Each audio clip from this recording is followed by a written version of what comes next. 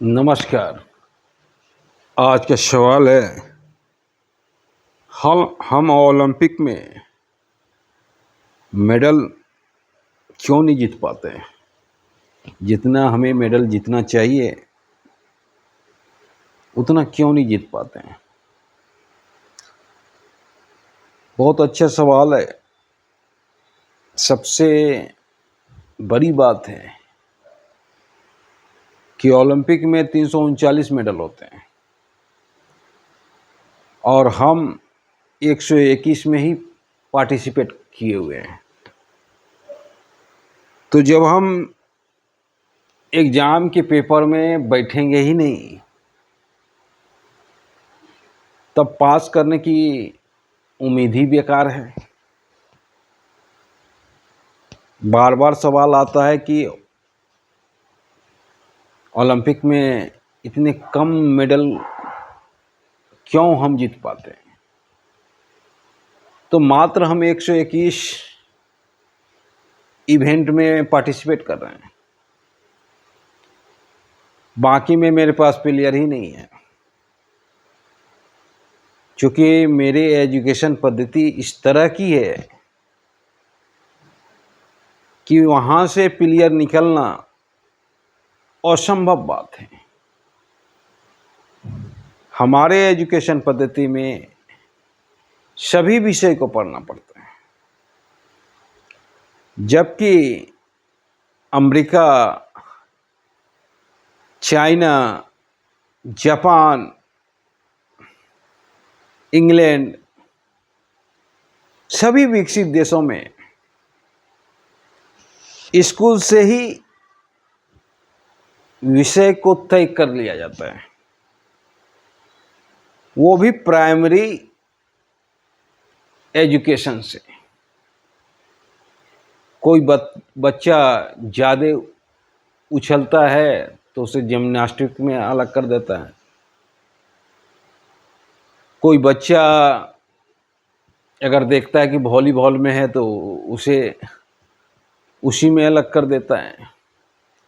कोई बच्चा को देखता है कि दौड़ता अधिक है तो शुरू से ही दौड़ने में लगा देता है। देखता है ये बच्चा साइंटिस्ट बनने वाला है तो शुरू से ही सिर्फ साइंस पे फोकस करता है। अब देखिए कितनी अच्छी बात है, हमारे यहाँ जिसकी जरूरत ना भी है उसे भी हमें पढ़ाया जाता है। हम साइंस भी पढ़ते हैं और संस्कृत भी पढ़ते हैं, जबकि संस्कृत का कोई औचित्य नहीं है मेरे लिए, फिर भी हम पढ़ते हैं। हम मैथमेटिक्स भी पढ़ते हैं, हिंदी भी पढ़ते हैं। अगर सिर्फ एक ही विषय पे हम फोकस करते तो हम कहां से कहां चले जाते हैं। हम अगर फाइन आर्ट पढ़ने वाले होते हैं तो भी हमें साइंस पढ़ना पड़ता है, तो भी हमें मैथमेटिक्स बनाना पड़ता है। अगर हम डांस करने वाले भी होते हैं तो भी कम से कम इंटर तक। और यही चीज हमारे यहाँ नहीं निकलने देता है किसी खिलाड़ी को, क्योंकि कोई भी खिलाड़ी जब बनता है तो बनने में 1 साल टाइम नहीं लगता है, कम से कम 10 साल टाइम लगता है, कम से कम 15 साल टाइम लगता है। एकाएक कोई ऐसा नहीं है कि एकाएक खिलाड़ी पनपेगा और वो ओलंपिक में क्वालिफाई कर जाएगा। जब भी किसी खिलाड़ी की निर्माण होता है तो कम से कम 10 साल लगता है। हम स्कूल स्तर से निर्माण कर नहीं सकते हैं, क्योंकि हमारा सिलेबस इस चीज़ का इजाज़त नहीं देता है। अब तो थोड़ा सा अच्छा है जब से न्यू एजुकेशन पॉलिसी आया है, फिर भी इस एजुकेशन पॉलिसी में भी कोई ऐसा ढांचा नहीं है जो हमें शुरू से अलग कर दे। हमें जापान से सीखना चाहिए, हमें चाइना से सीखना चाहिए, हमें अमेरिका से सीखना चाहिए, हमें इंग्लैंड से सीखना चाहिए, पर हम किसी से सीख नहीं रहे हैं।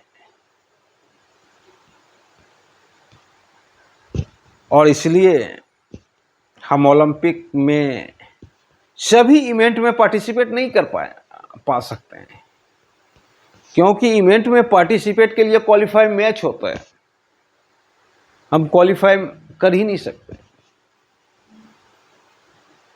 आज के डेट में हमारे पास वर्ल्ड लेवल का फुटबॉल टीम नहीं है। आज के देश में हमारे पास वर्ल्ड लेवल का हॉकी टीम नहीं है।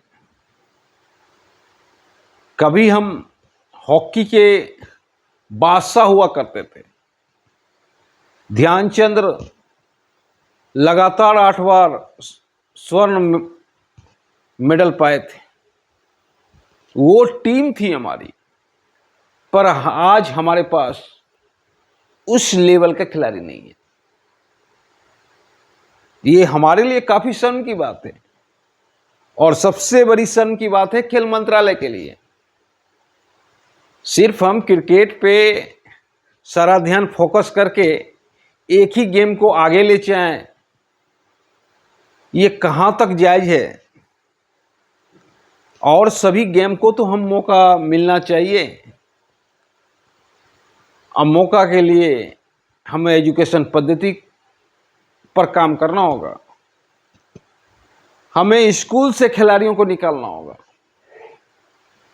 तभी हम हर इवेंट में पार्टिसिपेट कर सकते हैं।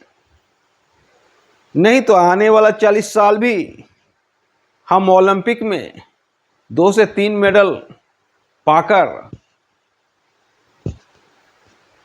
बहुत खुश होंगे। ज़्यादा मेडल तो हमारी बस की बात नहीं है। छोटा सा छोटा देश हमसे ज़्यादा मेडल पाता है, क्योंकि वहाँ का एजुकेशन पद्धति उसी हिसाब से बनाया गया है। कोई भी खिलाड़ी निकलता है तो स्कूल से निकलता है, सबसे पहला मौका स्कूल देता है। पर हमारे यहाँ इस तरह का सिलेबस है, इस तरह का सिस्टम है कि हम वहाँ से किसी विशिष्ट खिलाड़ी को नहीं निकाल सकते, क्योंकि एक साल में कोई प्लेयर की उत्पत्ति नहीं होती है।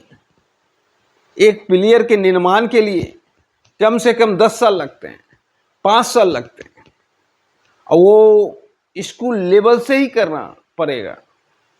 और इसलिए हम जनसंख्या के हिसाब से बड़ा देश होते हुए भी बहुत कम मेडल जीत पाते हैं। हमसे ज़्यादा मेडल छोटा छोटा देश जीतता है, क्योंकि उनके पास उनके स्कूल में एजुकेशन पद्धति में ऐसी सिस्टम है जहाँ से कि अच्छे खिलाड़ी को निकाला जा सके। धन्यवाद।